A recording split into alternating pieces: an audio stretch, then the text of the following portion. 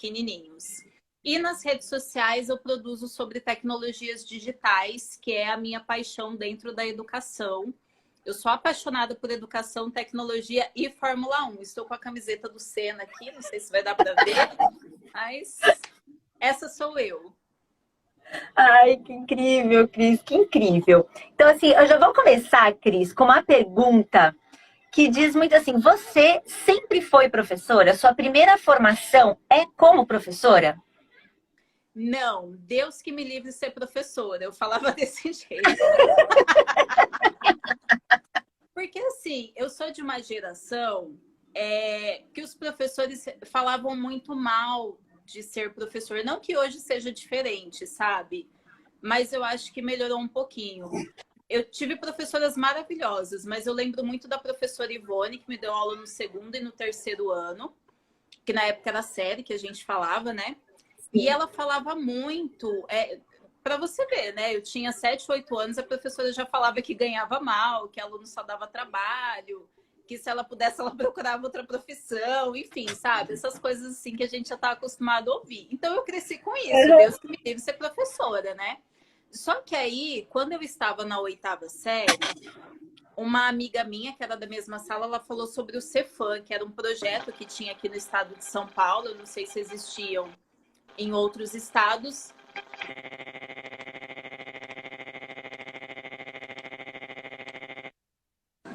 Espera só um pouquinho. Pronto? O problema foi aqui, peraí. Tá. Acontece. Não, mas eu parei. Agora eu tô te ouvindo de novo. Beleza.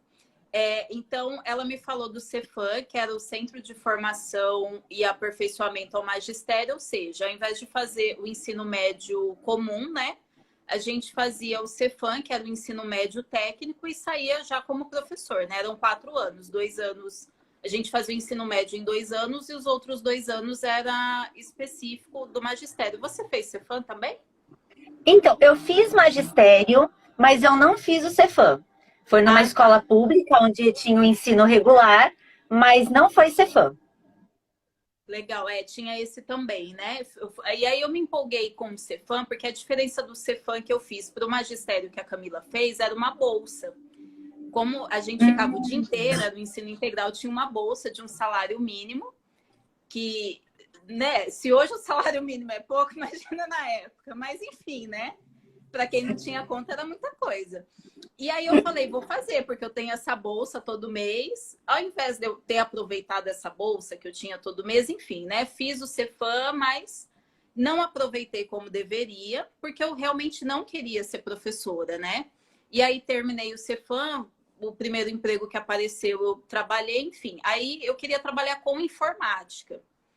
Mas aí eu saí do Cefam, prestei vestibular, não consegui passar em faculdade pública, também não tinha dinheiro para pagar uma faculdade particular.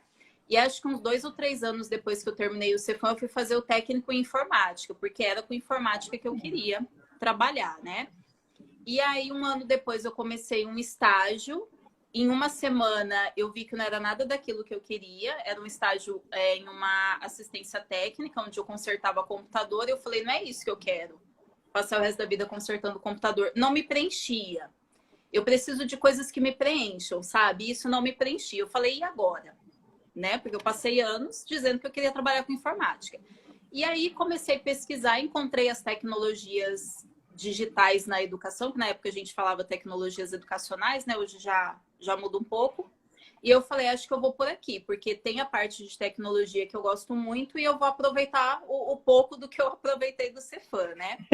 E aí, com o tempo, eu vi assim, não é que o que eu aprendi no Cefam não era suficiente. Realmente já não era suficiente, porque já tinham passado alguns anos, a educação já tinha mudado muito. Mas eu não tinha aproveitado o Cefam, porque eu não queria ser professora. Eu fui fazendo ali como dava, né? E aí, fui fazer... primeiro, fiz análise e desenvolvimento de sistema, porque eu queria entrar na área da educação com tecnologia, mas eu não queria estudar nada de educação. Deus que me livre de fazer pedagogia. Uma história meio doida, né? E aí, fugindo por todos os lados. Aí, no último ano da faculdade de análise e desenvolvimento de sistemas, eu consegui um estágio numa escola, onde a gente pegava as atividades do livro didático e passava para o site para os alunos fazerem a lição no site. Eu achava aquilo super revolucionário, né? Porque, nossa, utilizando a tecnologia para fazer lição, enfim, e era mais do mesmo. Hoje em dia eu tenho até vergonha de contar essa história, mas é assim que a gente aprende, né? Errando. Começou! Só que foi nesse estágio que eu me dei conta de que eu tinha que voltar a estudar sobre educação, porque eu não sabia nada, né? Era uma coisa muito simples você pegar um exercício do livro didático e passar ele para o site. Mas, às vezes, você precisava fazer algumas adaptações que, se você não tivesse um conhecimento educacional, não dava muito certo. E eu falei, não, eu vou terminar essa faculdade, eu vou fazer pedagogia e seja o que Deus quiser, né? E aí, terminei análise e desenvolvimento de sistema e fui fazer pedagogia.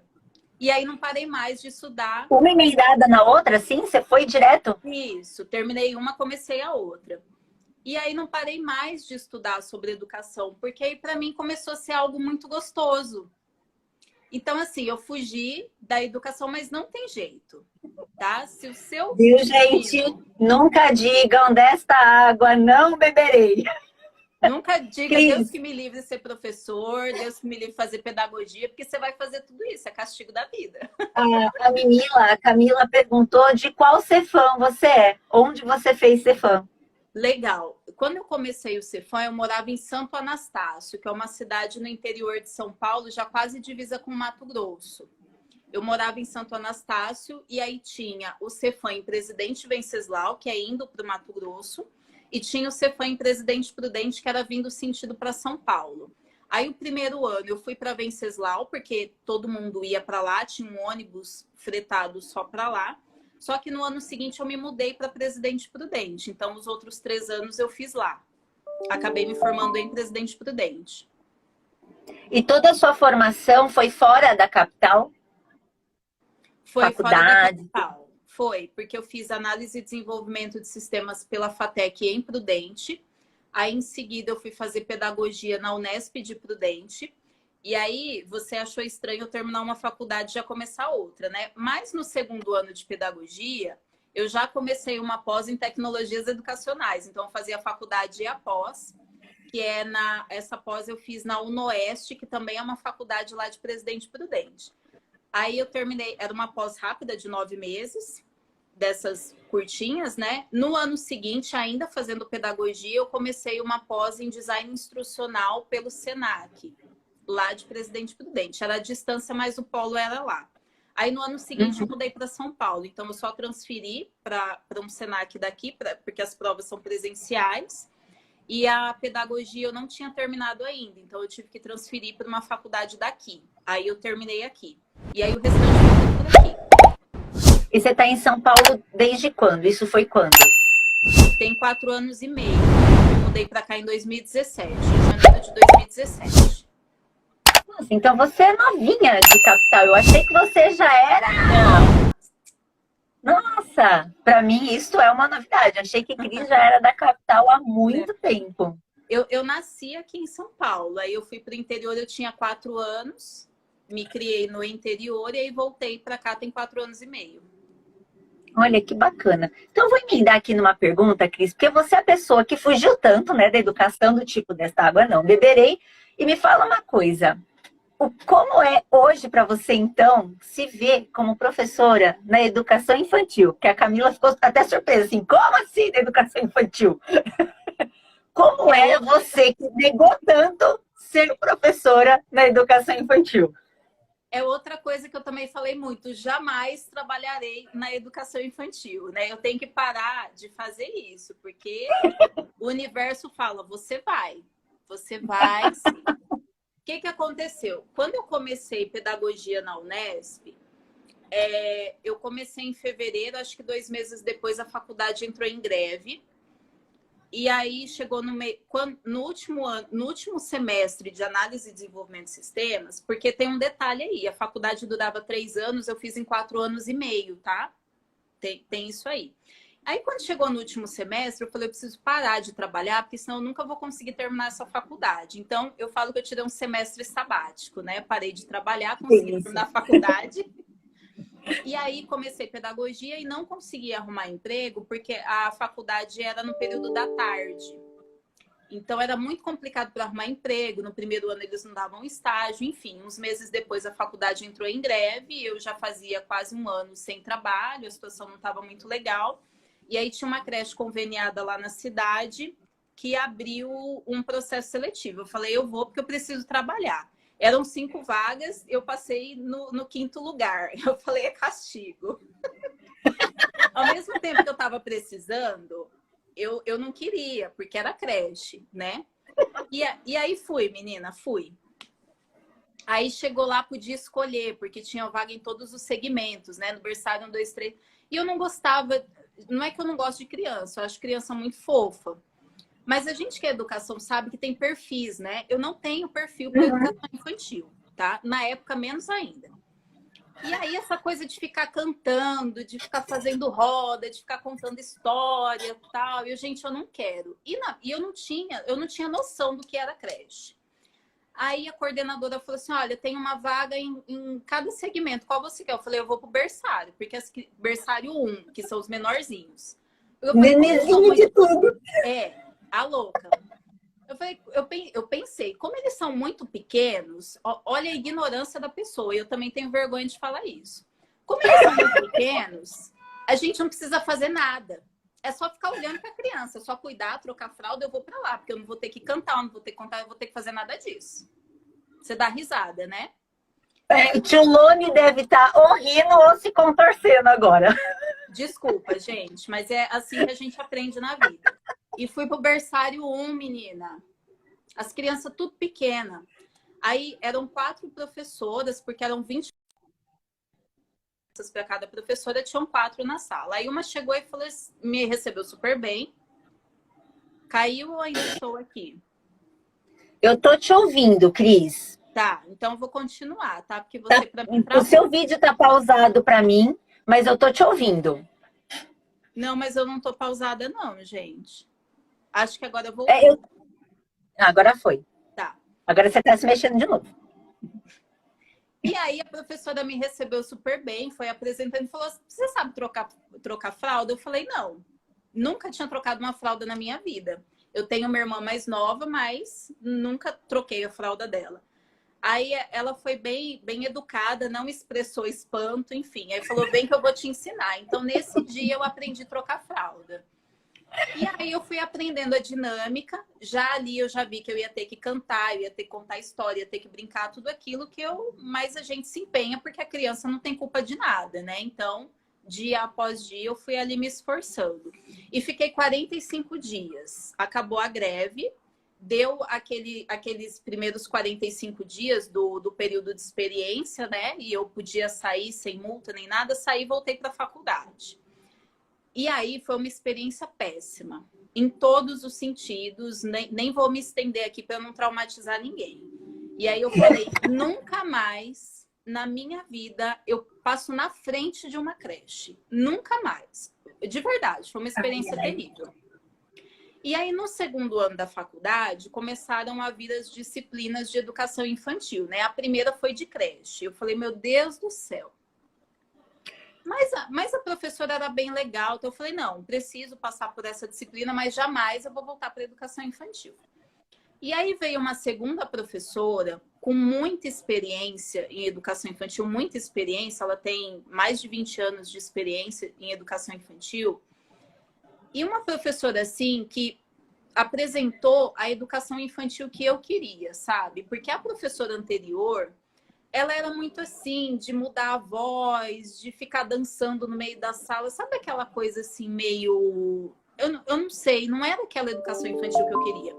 E essa outra professora que veio, ela trouxe exatamente a educação infantil que eu esperava, que eu acreditava.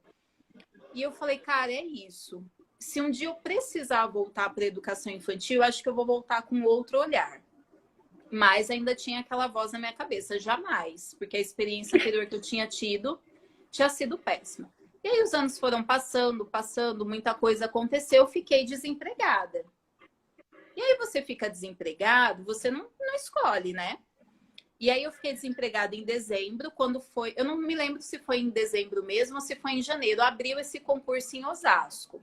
Mas abriu para adjunto, que era para o Fundamental 1, e para educação infantil. Educação infantil jamais.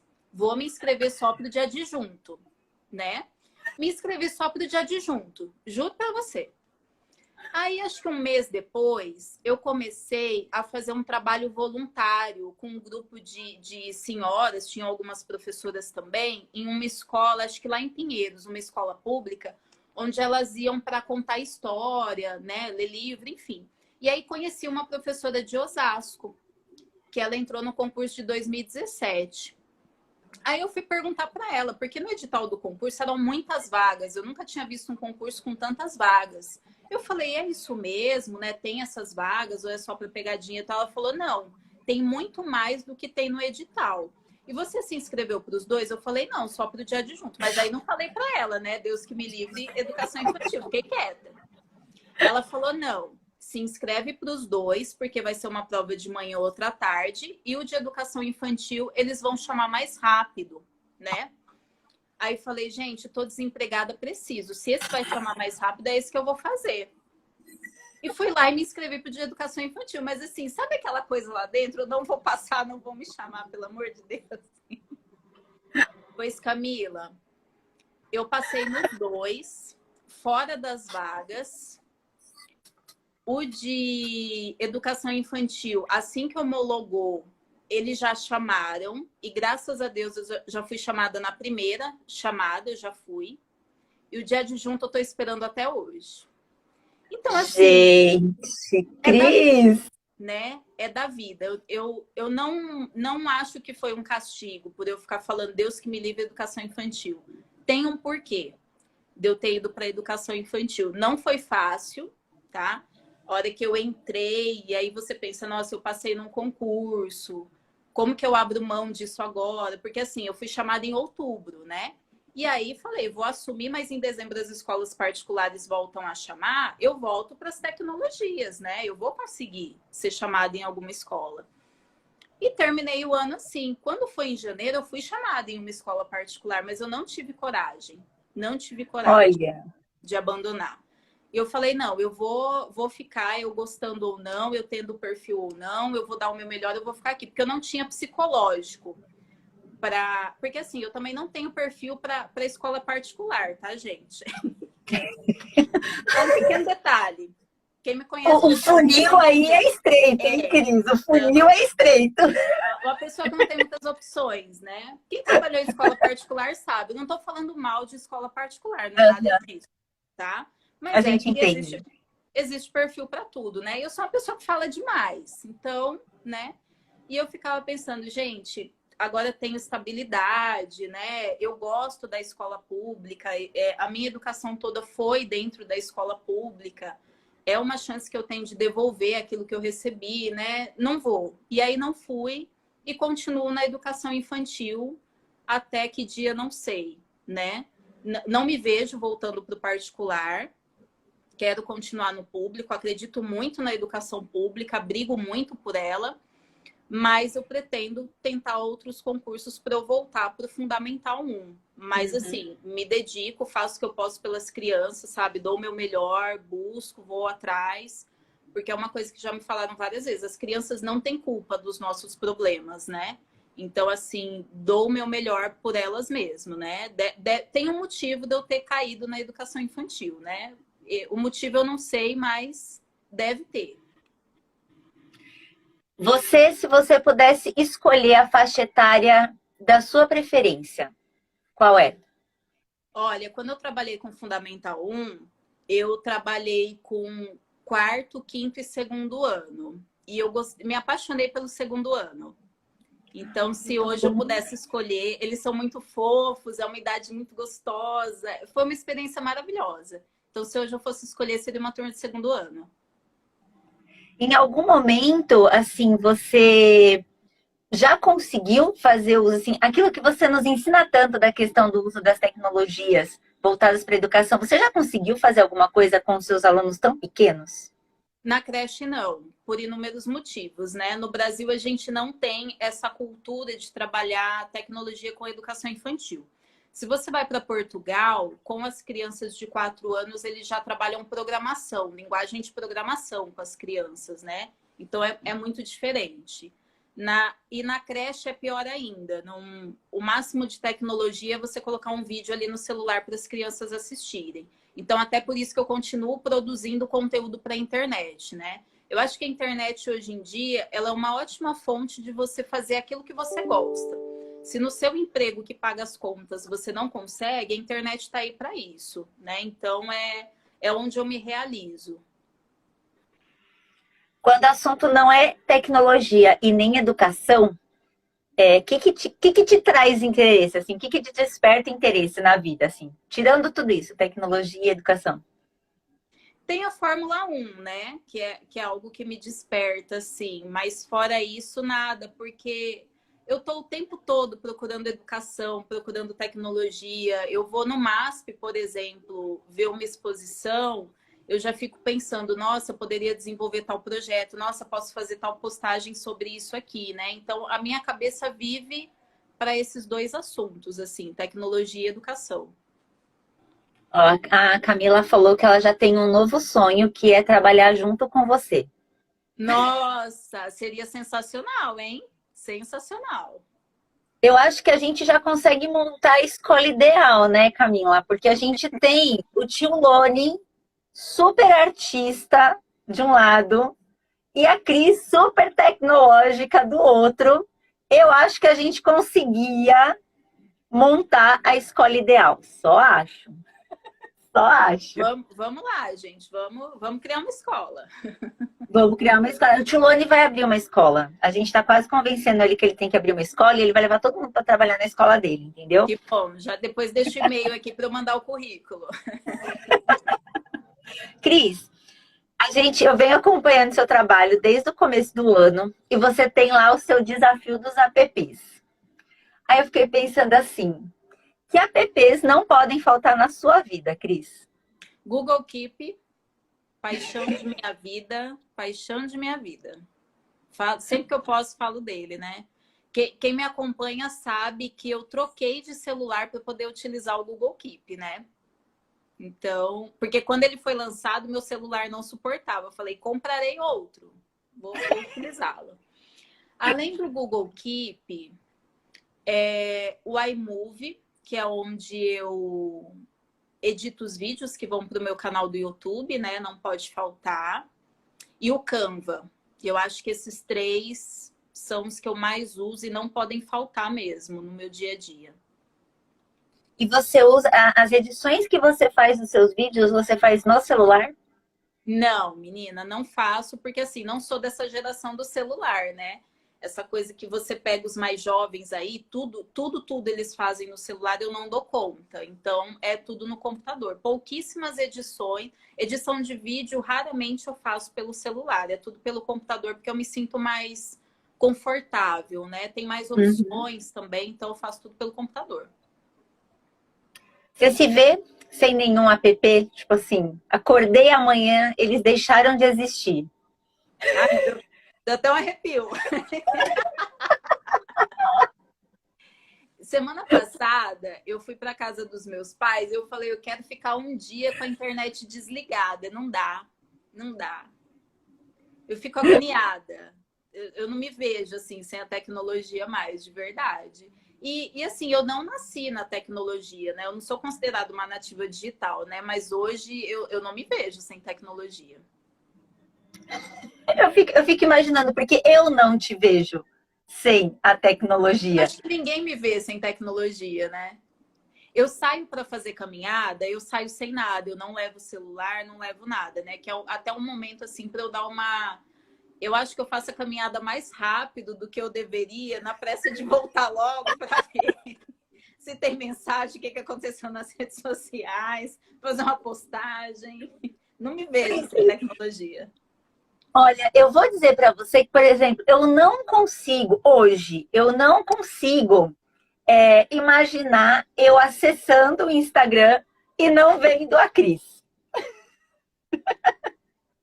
Pode acontecer um dia, né? A gente nunca sabe. Pode, eu acredito que pode acontecer um dia. Mas eu acho que você vem com um trabalho tão redondinho nos últimos tempos, que é aquela coisa assim, Zero, e a 2 eu vou renovar. Eu tenho uma da Microsoft, que é a de professor inovador, se eu não me engano. Muito boa. Tem acho que uns 2 ou 3 anos que eu tirei. Eu gostei bastante do curso, né? Eles dão, assim como o Google dá esse curso gratuito, né? Para a gente poder estudar para a certificação, a Microsoft também dá esse material, eu achei bem legal. E eu também tenho a da Apple, né? Que é a Apple Teacher, que aí eles também dão os e-books, né? Dos apps para você estudar, e aí você vai fazendo pequenas provas, né? Se eu não me engano, são 15 perguntas. E aí, acho que você acertando 50%, você ganha a estrela daquele app, né? Por exemplo, o iMovie. Faço ali essa avaliação e ganho aquela estrela. E aí, depois que você tem a estrela de todos, você ganha a certificação Apple Teacher. E aí, você pode escolher fazer para o Mac, né? Para o MacBook, que é o computador da Apple, ou para o iPad, né? Que é o tablet da Apple. Então, você estuda especificamente para aquele dispositivo. Eu tenho só a do MacBook porque eu só tenho o Mac, né? Não tenho o iPad. Então, eu não acho muito... Até para estudar fica ruim, né? Tá certo que eu posso ler ali o e-book e fazer a prova, mas para mim não faz sentido. Então, são essas 3 que eu tenho. ó, ela acabou de entrar. Eu vou até te perguntar, Cris. Eu sigo um perfil aqui que chama Mira na Coordenação. Eu amo esse perfil de verdade, eu não sei nem direito como que eu fui chegar nele. Eu não sei nem assim qual é o nome da menina que faz o conteúdo lá. Mas ela fez um comentário logo na primeira parte, já tem um tempão, quando você estava se apresentando e falando de você. Ela falou que você é uma ótima mentora, uma excelente mentora. Conta pra gente como é essa outra faceta da Cris, aquela mesma Cris que é a professora da creche e que trabalha com mentoria. Nossa, né? Parece uma coisa tão distante uma da outra. Quem é essa Cris? O ano passado, nessa época do ano, mais ou menos, mas o problema maior foi em outubro, né? Eu acho que eu não lidei bem com a pandemia, sabe? A pandemia chegou, eu não acreditava na pandemia, vai passar, vai passar. Chegou em setembro, não passava, eu não voltava para a sala de aula, vários problemas, né? Quando eu falo não voltava para a sala de aula, é o presencial, né? O trabalho remoto Sim. na creche é insuportável, porque a gente depende muito dos pais, né? Eu sei que em todos os segmentos foi difícil, mas eu acredito que para a creche foi o pior, né? Porque a gente precisa do contato com a criança. E aí no remoto a gente dependia dos pais. E para mim não estava nada bom, não estava nada bom. E aí foi uma época bem complicada, assim. A minha vontade era juntar tudo, ir para o meio do mato e largar tudo mesmo. Sabe assim, deu, não quero mais. Acabou. E aí eu precisava de algo novo, algo muito diferente. Eu precisava estudar algo novo que não fosse da área da educação, né? Enfim, eu precisava de uma novidade. E aí essa coisa do marketing digital eu já vinha acompanhando, já vinha uns 2 anos, tal, né? E aí falei, é isso, eu vou fazer um curso para produção de conteúdo. Até então, meu Instagram não era o que é hoje, porque eu não conseguia produzir para o Instagram. Eu não sabia. Eu tinha muita dificuldade de produzir para o Instagram. Eu via os perfis e tal, mas eu não sabia o que fazer com o conhecimento que eu tinha. Eu não sabia levar o conhecimento que eu tinha para o Instagram. E eu falei, é isso, eu vou fazer esse curso, vou deixar a educação um pouco de lado, né? Acho que não é para tanto também abandonar e começar outra profissão do zero, né? Depois desse rolê todo que eu contei, pessoal, abandonar tudo. É muita loucura. E aí fui fazer esse curso sobre produção de conteúdo para o Instagram. E logo quando eu comecei, eu falei, gente, é que eu tenho mais uma oportunidade de trabalho e é algo assim que acho que vai me dar o fôlego que eu preciso.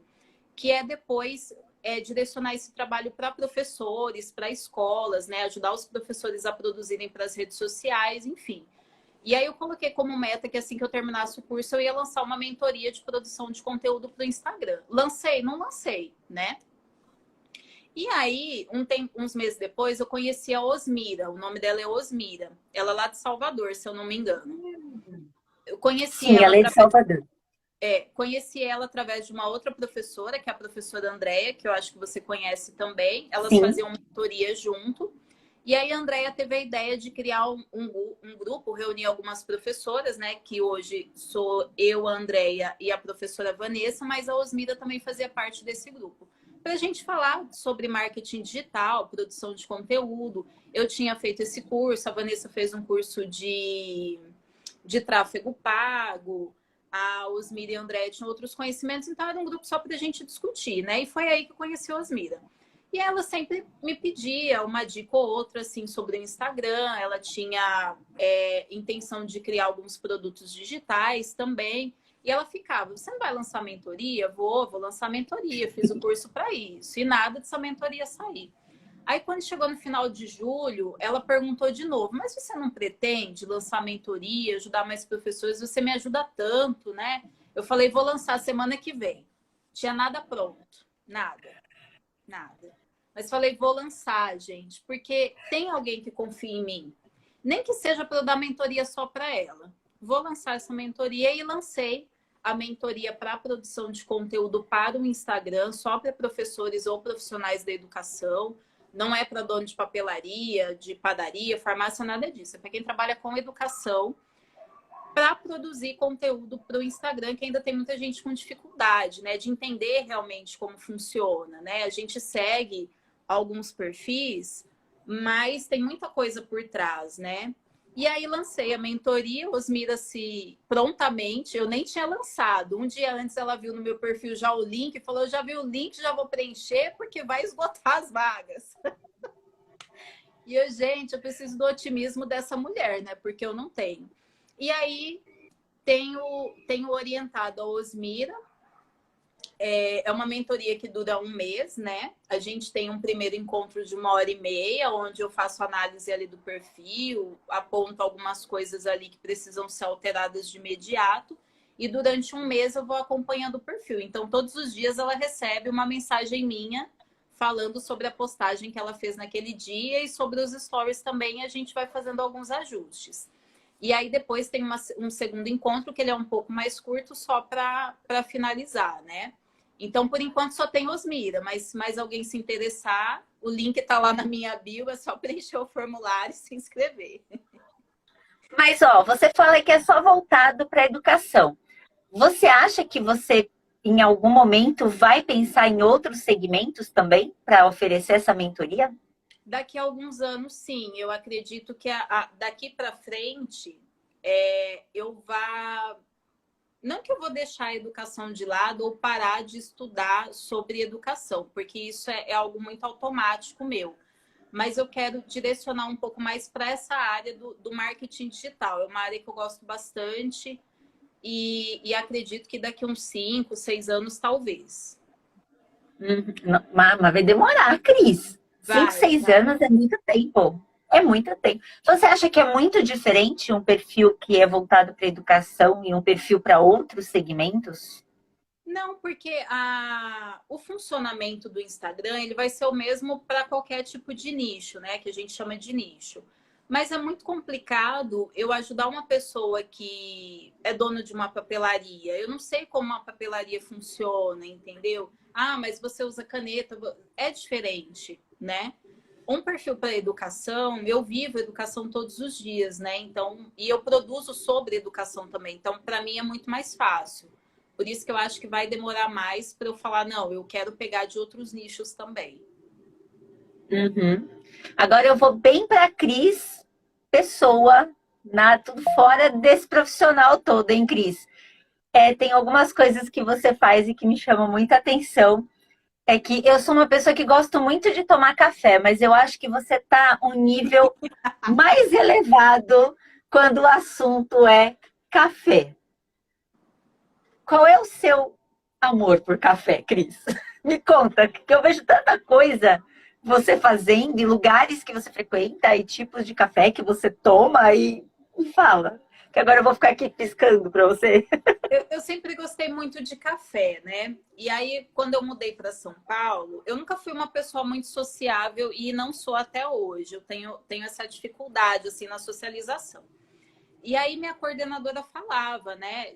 Já tinha alguns meses que eu estava em São Paulo, ela falava: olha, você precisa ser mais sociável, conhecer mais pessoas, né? Aquela coisa bem delicada, né? Tipo assim, vamos melhorar. E aí um dia a Litiene, que ela é do perfil Cappuccino e Cia, que é um perfil específico para café. Eu tinha ido na Starbucks, fiz uma postagem, marquei a hashtag café e ela começou a me seguir. Naquela coisa, segue para seguir de volta, né? E eu gostei muito do perfil dela, continuei seguindo tal. E naquele ano, foi bem no final do ano, ela fez um desafio dos cookies, né? Que ela ia em algumas cafeterias provar os cookies e escolher o melhor. Aí ela escolheu o melhor, lá na opinião dela, não me lembro muito bem como foi. E ela organizava encontros, né? Então ela organizou um encontro naquela cafeteria para as pessoas conhecerem aquele cookie também. Eu falei, eu vou, né? Para socializar. E aí eu fui tão bem recebida pelo grupo, sabe? E gostei dessa coisa, né? Porque aí o grupo se junta, vamos lá pedir o café, vamos. O que você vai pedir? O que você vai pedir? E eram coisas tão diferentes, assim, que eu nunca tinha provado. Tipo um café com essência de menta. Eu falava, meu Deus, isso deve ser horrível. E essa coisa do café gelado, e umas misturas, assim, que hoje para mim são maravilhosas, mas na época não fazia sentido nenhum. Porque eu só conhecia o café da minha mãe. E pronto, não conheci esse mundo todo do café. E aí eu continuei, né, participando dos encontros que ela promovia, né, muito legais, assim, foram experiências maravilhosas, não só pelo café, porque eu fui aprendendo, né, conhecendo tipos diferentes de café, a diferença do café do mercado para esse café especial, né, que hoje em dia está bem mais conhecido, os métodos de preparo, porque eu só conheci o Melita, né, aquele coador da Melita. E o coador de pano que minha avó usava, mas tem vários tipos de coador. E é muito diferente você tomar um café que é coado num coador de papel, você toma um café da prensa francesa, é o mesmo café, mas é um gosto totalmente diferente, Totalmente sabe? diferente. E aí eu fui aprendendo, o pessoal, né, o grupo, assim, era um grupo muito acolhedor, né, um pessoal muito legal. E aí eu fui me apaixonando cada vez mais por café. Então, assim, hoje em dia eu gosto, né, de ir na cafeteria. E é muito legal porque eu chego, pergunto qual que é o grão, qual que é o tipo de moagem, o método que tem. Eu tenho conhecimento para isso hoje, né? Então, eu me apaixonei muito pelo mundo do café. É um mundo, assim, maravilhoso, né? Que me ajuda também, porque assim, quando a gente é muito apaixonado pela profissão da gente, a gente fica muito ali, né? E aí o cérebro, ele vai se acomodando naquilo. Então você precisa de coisas diferentes, né? Essa coisa do café me ajudou muito, né? Ter esse interesse por café, aprender uma coisa nova. O cérebro, ele, olha, tem novidade. Então isso é bom também, né? Você aprender coisas novas até para você aplicar na sua área. Então, hoje eu sou apaixonada por café. Tomo assim, são 600 ml todo dia. Ganhou de mim. 600 ml. Agora, vou perguntar outra coisa. Fórmula 1. Que paixão é essa, Cris? Minha mãe era fã do Senna. Tipo assim, tem corrida de madrugada, levanta, assiste, sabe? Super fã dele. Quando ele morreu, foi um dia péssimo. Foi um dia péssimo. Eu me lembro como se fosse hoje. Eu cheguei da missa, eu mal abri a porta, minha mãe falou: olha, teve um acidente, o Senna não saiu. E eu nem assistia a Fórmula 1. E eu me lembro muito bem que poucos meses antes eu parei na frente da televisão e eu não consegui assistir uma volta inteira, porque para mim não fazia sentido aqueles carros rodando ali, sabe? Eu achava minha mãe louca. Eu falava, gente, fica na frente da TV, esses carros rodando, rodando, rodando. E aí o Senna morreu, tal, ela veio e falou para mim, eu falei, gente, e agora, né? Se esse homem não tinha morrido ainda. Na verdade, já tinha morrido, né? Hoje em dia a gente sabe que ele morreu na pista, mas enfim. E minha mãe ali super mal e a televisão ligada o dia inteiro. Aí eu lembro do repórter que veio, um repórter bem velhinho assim da Globo, né? Que ele fazia o Globo Esporte na época. Aí ele veio e falou da morte cerebral. Nossa, minha mãe começou a chorar na hora. E ela falava que o Senna, em todas as entrevistas dele, ele falava que se acontecesse alguma coisa, ele queria morrer de vez, né? Não ficar como o Schumacher, por exemplo, que está aí há anos, né? Que a gente nem sabe direito qual que é a situação dele, né? E eu sei que minha mãe ficou desesperada. E aí, à noite, veio a notícia de que ele realmente tinha morrido. E para mim foi um alívio, né? Porque eu pensei, nossa, agora acabou, né? E aí, todo aquele sofrimento, né? Porque foi toda uma comoção. Aí teve a questão do velório, o enterro que foi transmitido.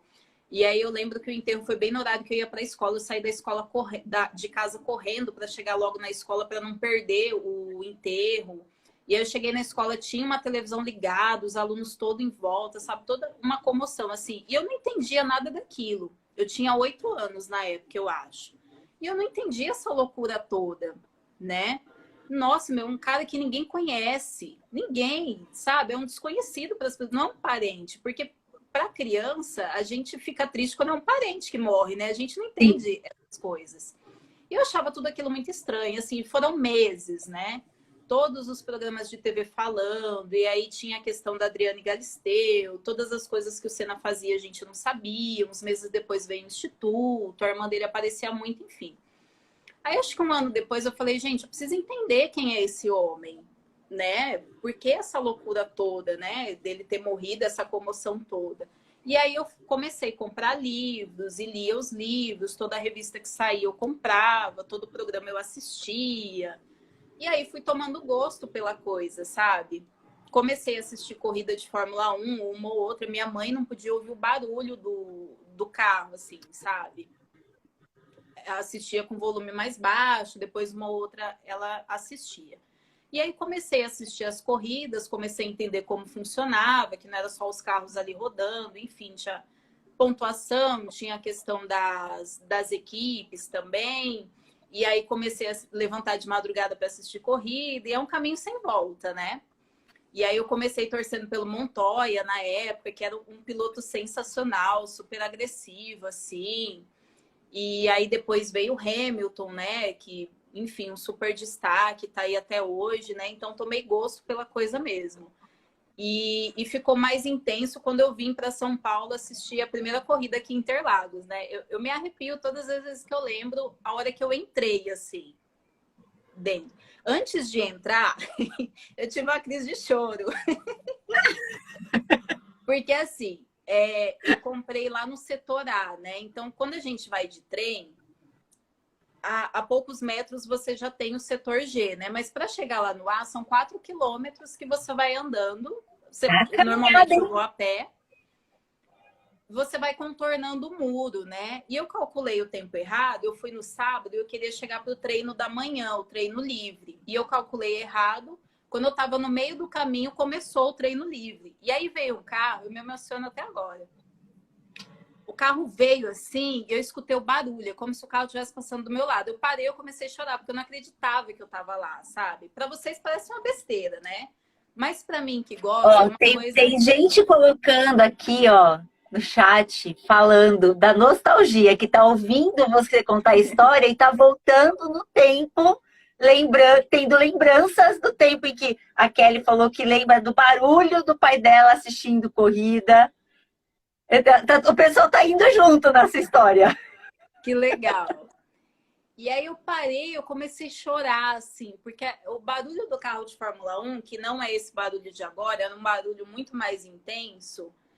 E eu falei, nossa, eu tô aqui, eu consegui, né? Olha que legal, o carro, né? Parece que tá passando do meu lado. Aí eu parei e falei, gente, mas eu tenho ingresso para assistir lá de dentro, deixa eu continuar. Pode entrar. E aí continuei e tal, acho que peguei o final desse treino livre, aí passo o dia é uma coisa incrível, assim. O dia da corrida, então, para mim foi uma coisa sensacional, sensacional. Ver toda aquela... algo que a gente não vê pela TV, né? Toda aquela organização, que os carros vêm, os mecânicos cuidando ali dos carros. E a hora que os carros vão para a volta de apresentação, e aí eles correm, saem dali, porque eles têm que sair da pista logo, né? E a hora que o carro entra para fazer a parada, é muito, muito incrível. Para mim, assim, foi uma experiência sensacional, né? Eu fui 4 vezes já em Interlagos. E aí, esse ano, pensei muito, falei, vou só mais uma, quando o Hamilton fosse aposentar, né? Quando for a última corrida dele. E aí, eu vou de novo. Mas é uma experiência, assim, indescritível. É muito gostoso, Cris, ouvir você falando das coisas que você gosta. A gente embarca com você de um jeito tão bom. Então, assim, ouvir você contando toda a sua história, você vai envolvendo a gente. Eu fico aqui assim, ó, parece que eu tô da vontade de escrever um livro, assim, falando da Cris. Você tem muita coisa. Agora eu vou fazer mais uma pergunta que eu coloquei, anotei aqui, coisas que eu não posso deixar de saber. Era do café, da Fórmula 1 e do seu gosto musical por Raul Seixas. De Deixa onde eu, vem isso?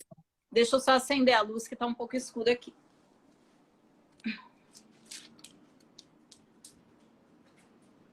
Uma hora que a Mimila colocou que você é uma caixinha de surpresas. E eu também acho, viu, Mimila? Oi, Rê! Seja bem-vinda! Oi, Regina, tudo bem? Que saudade, gente. Raul Seixas, assim como eu falo que minha mãe me deu Senna e meu pai me deu Raul Seixas, né? São dois ídolos assim que têm um papel muito importante na minha vida. Meu pai era muito fã de Raul Seixas, gosta das músicas até hoje. Ele tem os discos, que eu falo que essa é a minha herança, não deixo vender. Os discos estão lá, né? Alguns que ele tem. E desde muito pequena, meu pai sempre colocava. Depois, quando ele tinha carro, tinham as fitas, né? Então, e no começo eu não entendia muito bem, né? Quem era esse Raul Seixas, tal. Assim como eu não entendia quem era o Senna, eu não entendia quem era esse Raul Seixas. E eu lembro do dia que ele morreu, tal. Eu vi que meu pai ficou meio triste, né? E eu falava, mãe, mas por que o pai gosta tanto desse Raul Seixas? Ah, esse Raul Seixas é um louco, é um alcoólatra, é um doido. Assim, era isso que eu ouvia dele. E aí, quando eu tinha uns 14 anos, meu pai comprou um livro desses, um livro assim, bem simples dele. E eu falei, eu vou ler para entender quem que é esse Raul Seixas, né? E aí contava toda a história dele, os vários casamentos, que ele lançava um disco, não dava muito certo, ele voltava para Salvador, tipo assim, para se recarregar, e voltava para São Paulo, lançava outro, era um sucesso. Realmente era uma pessoa muito doida, né? Mas que tinha um propósito, né? Tinha todo um porquê dele ser daquele jeito. E aí comecei a procurar sentido nas músicas, né? O que as músicas falavam, comecei a me identificar e me apaixonei por ele, por esse doido do Raul Seixas, né? E aí comecei a ler vários livros, todo o programa de TV que falava, do mesmo jeito que eu fiz com Senna, eu fiz com Raul Seixas, né? E aí, quando eu falo que ele tem um papel muito importante na minha vida, ele tem. Lembra que eu falei que eu terminei o magistério, depois de um tempo fui fazer curso técnico, fui fazer o estágio, e aí Sim. falei, não é isso? E aí eu lembro que eu estava sozinha no laboratório, formatando o computador, e aí depois que a gente formatava, sempre tinha que testar tudo, som, vídeo e tal, e aí a gente dava uma olhada assim nas músicas que tinham no computador, até para copiar, enfim. E aí tinha uma pasta com músicas do Raul Seixas.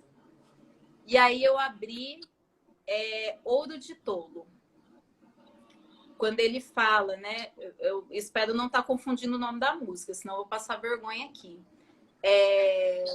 Quando ele fala assim, eu não me sento no trono de um apartamento esperando a morte chegar, sabe? Eu achei aquilo tão forte, porque era o momento que eu estava realmente sentada sem saber o que fazer. Porque eu não queria mais consertar computador, aquilo não me preenchia, mas fazia anos que eu vinha me preparando para aquilo. E agora eu faço o quê? Então eu realmente estava sentada esperando, né? E ele vem e fala que não, né? E aí comecei a escutar outras, mas aquela para mim ficou muito forte. Eu falei, não, eu preciso levantar e fazer alguma coisa, né? E ele que me deu esse impulso, assim, sabe? E aí eu ficava lembrando, nossa, ele lançava um disco, não dava certo, ele voltava para Salvador, se recarregava, depois vinha e tentava várias vezes. Aí tem a música, tente outra vez, né? Enfim.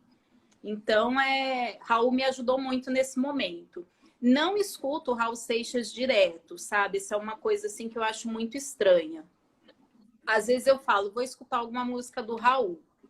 Escolho um disco lá, coloco, não quero. Porque eu escuto o Raul Seixas, é muito. Vocês vão me achar louca, né? Às vezes, do nada, assim, me vem uma música do Raul e aquela música fica na cabeça por dias, por dias. Eu falo, preciso parar e ouvir esta música. Aí, normalmente, eu ouço já o disco inteiro, né? E aí, eu sento para escutar e prestar atenção. Porque Raul Seixas não é uma coisa que a gente ouve andando pela rua. Como uma música, você tem que admirar a música. E aí, chega um certo momento que eu falo, esse é o motivo de eu ter ouvido essa música. Porque está acontecendo tal coisa. E na música, ele fala isso. É muito louco isso, sabe? Mas é assim que funciona. Eu não acho muito louco, eu acho que a coisa é do jeito que tem que ser. É do jeito que A gente não tem. A gente não tem, cada pessoa tem o seu jeito, assim, do tipo, aquele que tira a cartinha, que vê um oráculo, que vê não sei o quê, minutos de sabedoria e tal. Para você, a inspiração vem na letra da música do Raul. Vem. Simples assim. Cris, eu já tinha essa coisa, eu já achava isso muito forte de você, já era uma coisa que eu já pensava de você. E conversando com você agora, isso está mais forte ainda. Eu tenho a impressão que você é uma pessoa que você, quando você quer saber de alguma coisa, você vai muito fundo naquilo. Você estuda, tanto do Senna como do Raul, quando você começou a falar, os dois, vocês falaram assim, eu vou ler a biografia dele para entender quem foi esse cara, né? Então, assim, eu percebo que você é assim, é para tudo. É para tudo. É para tudo. Essa coisa do senso comum, do achismo, para mim não funciona. Eu gosto muito de ouvir a versão das pessoas, a visão que elas têm, né? Igual. O primeiro contato que eu tive do Senna era do que minha mãe falava do Senna, né? E aí do Raul Seixas, eu não fui perguntar para o meu pai, mas perguntei para minha mãe. Ela é um doido, é um doido, é um doido. E tudo bem, era a opinião dela, né? Mas eu gosto, sim, dessas pessoas assim, né? Pessoas famosas, pegar uma biografia, pesquisar na internet, enfim. Eu acho importante você estudar, pegar de fontes diferentes para aí você criar a sua conclusão. Essa coisa de, porque fulano falou, para mim não funciona muito, não. Eu tenho que ir lá e realmente entender como que funciona. E, ó, eu juro que eu até escrevi uma coisa aqui, que eu fiquei assim, ó. Tudo que você faz, que eu fiz uma listinha, eu falei assim, nossa, a Kiris produz para o Instagram, ela tem um blog, ela tem um canal no YouTube, ela agora está fazendo as mentorias, ela trabalha com formação, né, que você fez a parte do site, né, além dessa mentoria para o Instagram. Ela é professora, né, tem que lecionar para a turminha lá de educação infantil. Aí eu fiquei me perguntando, Cris, e agora tudo isso, né, que você contou das duas faculdades e da faculdade de um período, e aí você fala assim, no momento que eu não estava estudando, eu fui lá e arranjei um trabalho, a faculdade voltou, eu saí do trabalho, voltei para a faculdade, não sei o quê. Você para em algum momento? Que hora você dorme? Você dorme? A minha pergunta é essa, você dorme, Cris? Eu durmo, não durmo bem como eu gostaria, né? Eu tenho tido aquela coisa de acordar de madrugada assim, como se fosse 9 horas da manhã, sabe? O meu cérebro, sabe? Não tem aquele meme do cérebro? Você está dormindo? Estou. Foi inspirado em mim. O meu funciona daquele jeito. Então, assim, às vezes eu acordo 3 horas da manhã, como se fosse 1 hora da tarde, e ele tá ali sozinho, porque eu nem dou atenção mais para ele, não acompanho. Tendo ideias, tem que fazer isso, tem que fazer aquilo, sabe? Então, isso não é muito saudável, né?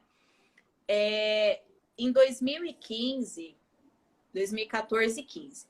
2015, eu estava no segundo ano de pedagogia, aí eu consegui um contrato com a prefeitura, né? Comecei a trabalhar com a prefeitura lá da cidade onde eu morava, e aí comecei a dar aula no Fundamental 1 e comecei a pós-graduação, né? Vocês conseguiram acompanhar toda essa história, né? Então, assim, de manhã eu ia trabalhar, à tarde eu ia para a faculdade, à noite eu tinha que dar conta de tudo que tinha para fazer, né? Era preparar a aula, era texto da faculdade, coisa da pós e assim, né? Aquela loucura. E eu passei por um problema pessoal nesse ano, né? E eu falei, não, eu tenho realmente que me ocupar em todos os sentidos para deixar isso de lado. E aí, como eu ainda tinha um tempo vago, eu comecei a fazer um trabalho voluntário. Eu fazia Eu tô revisão. tentando calcular quantas horas tem o dia e quantas coisas você já estava fazendo. Nossa. Era insano.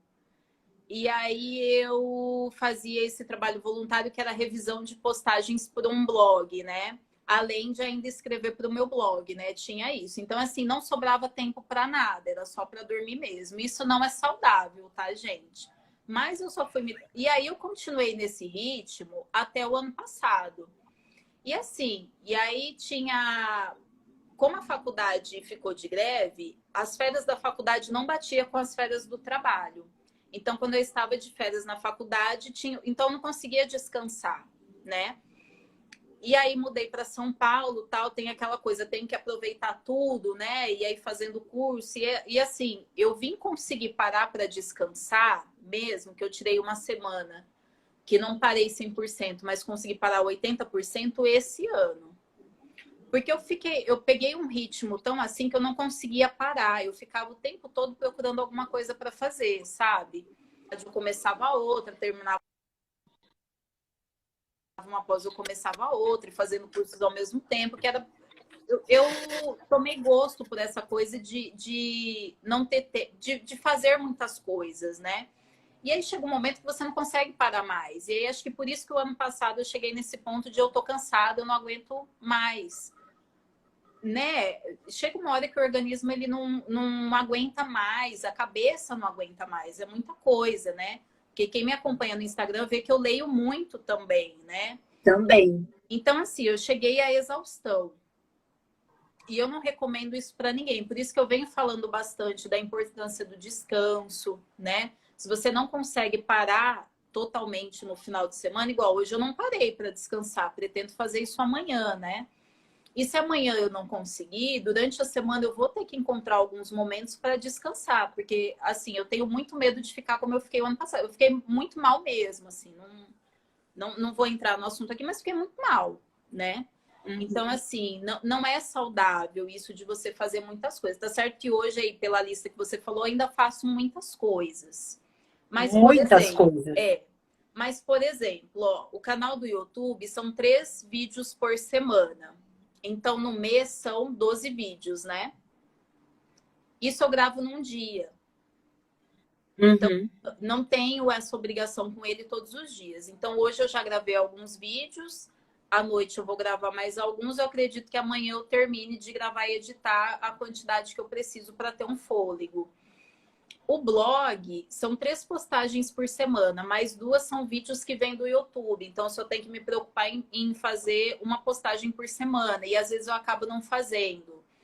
No Instagram, eu também já consegui me organizar de uma forma que eu sento um dia e consigo produzir as postagens de 15 dias, né? De 2 semanas. Então, eu não faço tudo isso todo dia, né? Hoje em dia, eu consegui me organizar de uma forma mais saudável. Esse final de semana, provavelmente, eu não vou descansar, mas o outro eu consigo, né? Tirar para não fazer nada. Então, hoje em dia é mais tranquilo, porque eu cheguei numa organização que não me cansa tanto. Mas antigamente era assim, eu parava hoje, fazia as postagens do Instagram hoje, gravava o vídeo que ia para o YouTube hoje, fazia postar tudo o que precisava para o dia, né? Hoje eu não faço Uhum. mais isso. Eu me programo para fazer com antecedência para não ficar naquela coisa. Eu tenho que se sentar hoje para fazer. Não, hoje dá para fazer? Dá. Então eu vou fazer. Se não dá, tudo bem. Eu tenho uma folga, daqui a alguns dias eu faço. Legal. É importante, né? Enquanto você estava falando, vários comentários foram subindo aí, desde citação de versos do Raul, né? Não pense que a cabeça aguenta se você parar. Mimila falou, também tomando 600 ml de café por dia, a pessoa fica ligada o tempo todo. E a Kelly pediu para você mostrar o seu brinco. Meu brinco. Esses brincos fazem muito sucesso. Ó, esse é um disco de vinil. Eu tenho também uma fita cassete, tem os gatos, tem um cachorro, tem aquele símbolo do Raul Seixas, que eu nunca lembro o nome daquela chave, tem todo um significado, né? Eu compro esses brincos de uma senhora que fica na Avenida Paulista, ali na frente daquele Parque Trianon, né? Que fica O na frente do Trianon. MASP. Isso, ela fica ali, tem brincos sensacionais, compro todos ali. Aí, Kelly vai ter que vir passear aqui em São Paulo, na Avenida Paulista, para poder conhecer a senhora que vende aí os brincos bafônicos, como você disse. Vale super a pena, viu? Ou então você já entra em contato com a Cris passa lá, compra e manda aí pro Nordeste para você, que a Cris, né? A Cris é gente boa. Mando com todo prazer, pode entrar em contato. Entra em contato com a Cris, que ela faz um direct via correio dos brincos para você. Cris, antes da gente se despedir, eu queria só que você me falasse quais são as cenas do próximo capítulo aí para Cris? O que está por vir? O que você ainda pensa em fazer? O que você acha que rola ainda esse ano? Esse ano eu vou utilizar o restante do segundo semestre para eu me organizar, né? Por exemplo, antes da live cair, você estava falando do Instagram, né? Dessa coisa das postagens bem organizadas, que as pessoas sabem o momento, né? Isso vai diminuir para o ano que vem, né? Já vem diminuindo. Eu comecei o ano fazendo 2 postagens por dia de segunda a sexta, uma no sábado e uma no domingo. Depois eu tirei a do domingo e tirei a do sábado, né? E aí, para o ano que vem, como eu quero focar um pouco mais em outras coisas, o Instagram, gente, toma tempo, viu? Vocês acham que não, mas toma tempo, né? Então, eu vou passar a fazer uma postagem só por dia e vou voltar com a postagem do sábado, né? Então, isso já vai acontecendo de forma gradativa até o final do ano. Então, esse restante do ano é para repensar nas coisas que eu tenho, o que vai continuar ou não, né? Esse mês eu já vou me despedir de um projeto que eu participo há um tempo. Não vou falar o que é. Mas o mês que vem eu já começo a pensar em outro projeto para o ano que vem. Já vou começar a planejar essa desaceleração do Instagram.